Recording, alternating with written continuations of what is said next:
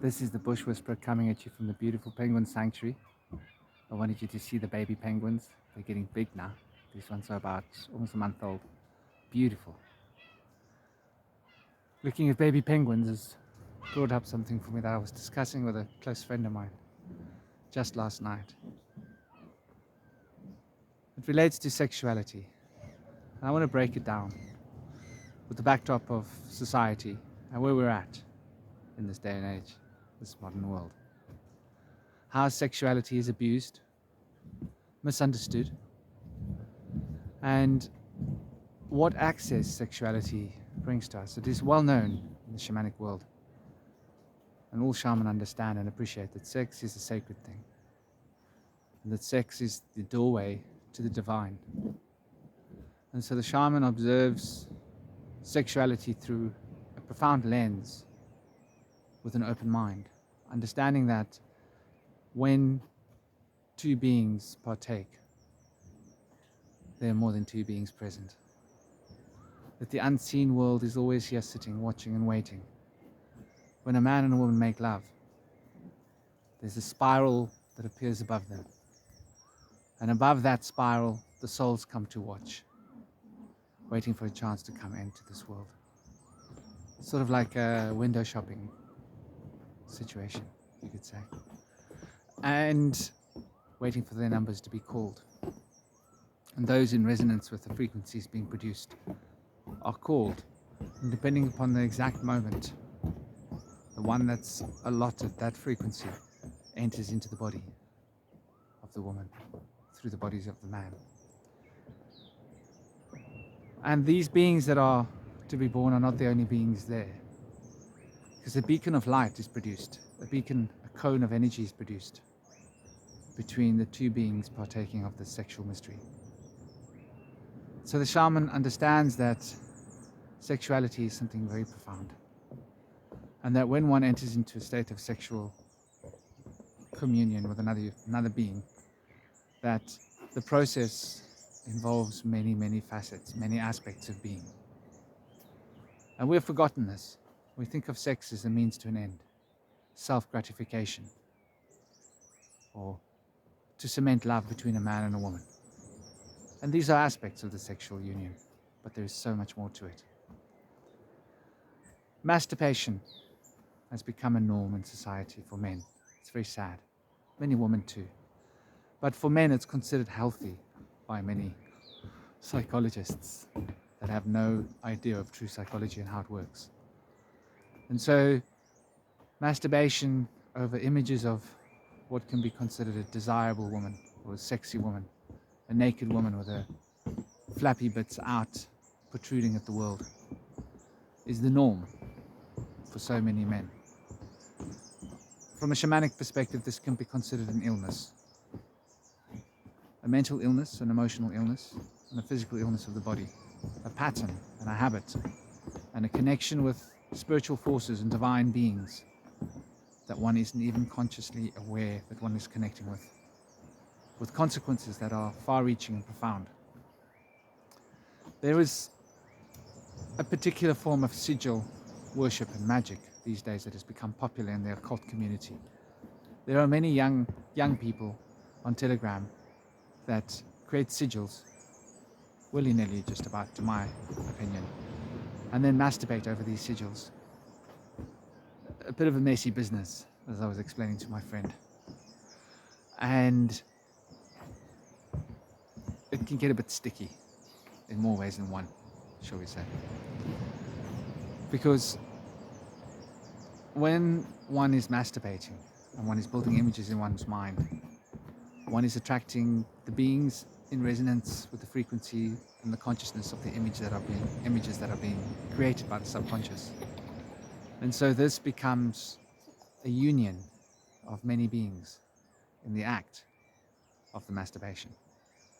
And so the occultist, the shaman, or whoever it is that is practicing such things, inadvertently connects himself to these beings, for better or for ill. And so this connection produces shifts in consciousness in accordance with the beings that are being invoked or evoked from the subconscious. And so masturbation is dangerous. It's like playing Russian roulette with your soul. Hard to accept, hard to look at with open and honest eyes. But the shaman understands the dangers of masturbation, understands that it's something that can cause tremendous mental damage, spiritual harm to any being. And these beings that are invoked and brought into the consciousness field are very often nefarious. They are getting some form of energy from the gratification, from the act. And thus they lock that being that is practicing the masturbation into an act of addiction. And so the addiction becomes profoundly fixed in the psyche. I had people walking past. Realize that this act of masturbation, beyond addicting one to the pattern of masturbation, addicts one to the emotional responses that follow. And with men, if they're honest with themselves, if they masturbate, as all of us at some point have, there is an empty hollowness that follows the act of ejaculation. After the orgasm, there's an emptiness, a hollowness that can't really be filled. A sense of loss deep down in the psyche, because for men, they're actually losing their chi. They're losing their prana, and they're actually forcing their bodies to age prematurely. Yes, this is what's going on with men. They are raising their heartbeat and dropping the metabolic rate. I want you to consider the antithetical nature of this. The heart rate is increasing, using more energy from the body, and the metabolic rate is decreasing, bringing more energy to availability for the body.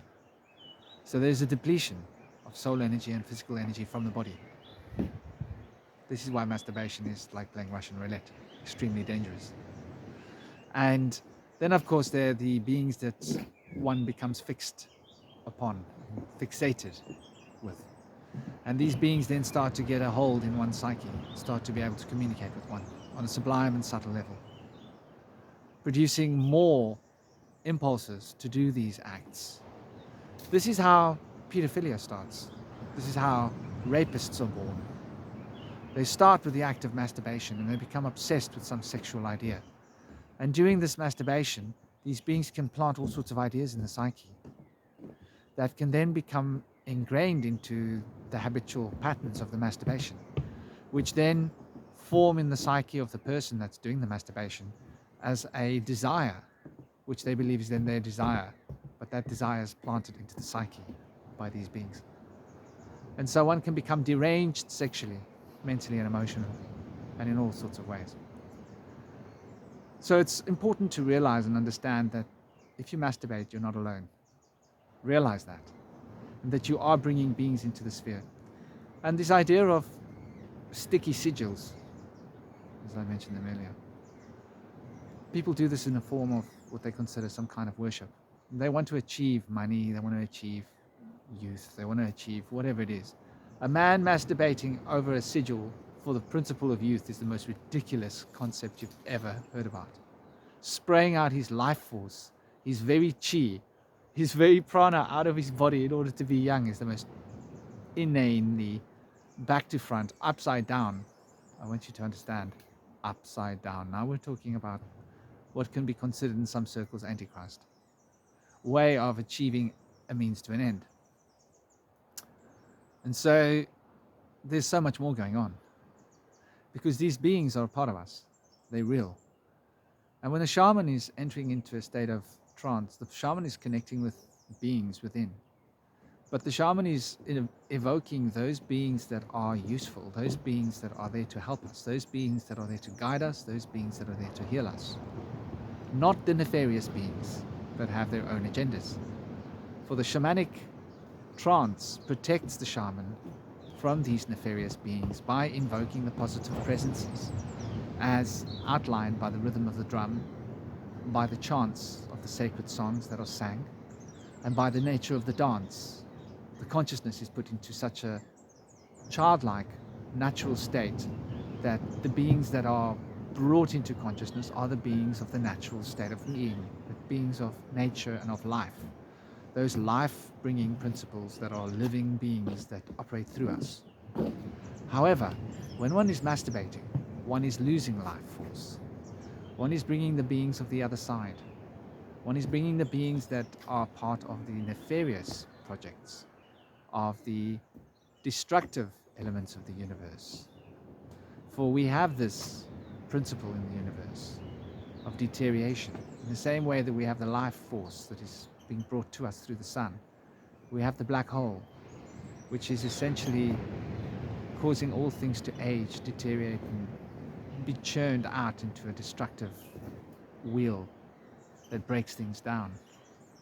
And so realizing how these two forces polarize, it will bring into awareness which beings are being invoked or evoked into the state of consciousness by the principle of masturbation that's being expressed. And it's very important for us to bear in mind. Sorry, I had to get my son to move because he was bumping me. He forgets that I'm doing a video. He gets rude like his mum. Something I have to put up with. People forget that it's important to recognize that the whole universe around us is a cooperation of various beings, and that this cooperation of beings brings to us the resonant frequencies of consciousness that we call ourselves. For ourselves is essentially an illusion of this conglomerate of beings that create the persona that revolve around the ego, through which all consciousness flows, the essential nature of being. So bear this in mind next time that you want to masturbate, or if you use spirituality as a crutch and you think that you can create a sigil to get what you want and put your life force, realize you're expending your life force. And in this way, you're not part of the creative process on earth. You're not part of the sustaining of life process on earth. You become aligned with the forces that are degenerating, the degenerative forces. You hear the word? The seventh principle, generation. You can be progenerative or you can be degenerative. The act of masturbation for men is always degenerative because of the polarity of men's sexuality. For women, it's a little bit of a different matter, but they still have the beings that can become entrained and can have huge effects on their consciousness field and their spiritual development as a whole. This is the Bush Whisperer, sharing a few ideas about sexuality, masturbation, how dangerous it is, for you to consider whether it's worth it or not. Surely there must be better ways to get your kicks. Have an absolutely gorgeous day. Enjoy yourself. Enjoy the beautiful nature around you. And you likely won't feel the need to masturbate. Om Shanti Shanti Shanti.